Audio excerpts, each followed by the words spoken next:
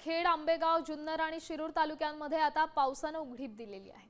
सह्याद्रीच्या कुशीत सध्या ऊन सावल्यांचा खेळ सुरू आहे। हिरवाईनं नटलेला निसर्ग, डोंगरांवर दाटलेलं धुकं सगळं पसरलंय। हे मनोहरी दृश्य पर्यटकांना भुरळ घालतंय।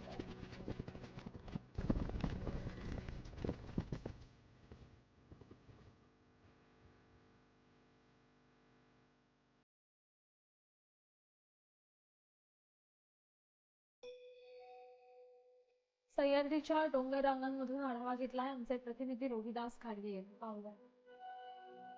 पावसाने दांडी मारली आणि ऊन सावल्यांचा खेळ सुरू झालेला आहे। सह्याद्रीच्या या पर्वतरांगांचं हे दृश्य जर पाहिलं तर मागच्या 8 दिवसांपासून मुसळधार पाऊस सुरू होता। पांढरं शुभ्र धुकं आणि हिरवाईने नटलेला हा संपूर्ण परिसर निहाळून गेलेला होता। निसर्गाचं वैभवशाली रूप पाहायला मिळत होतं। मात्र सध्या पावसाने दांडी मारलेली दिसते, त्यामुळं ऊन सावल्यांचा खेळ या निसर्गाच्या वातावरणात पाहायला मिळतोय। संपूर्ण परिसर हा निसर्गाच्या सानिध्यात निहाळून गेलेला आहे। आकाशात अधूनमधून ढगांची गर्दी होत असली तरी पावसाच्या सरी कोसळताना दिसत नाही। त्यामुळे सकाळच्या वेळी ढगाळ वातावरण, दुपारच्या वेळी तीव्र सूर्यकिरणे आणि सायंकाळच्या वेळी दाट ढगांची दाटी अशा पद्धतीचं ऊन सावल्यांचा खेळ असल्याचं सध्या वातावरण दिसतं। वातावरणामध्ये हे कमालीचे बदल कुठंतरी धोक्याची पातळी आहे का अशी शंका या ठिकाणी निर्माण होते।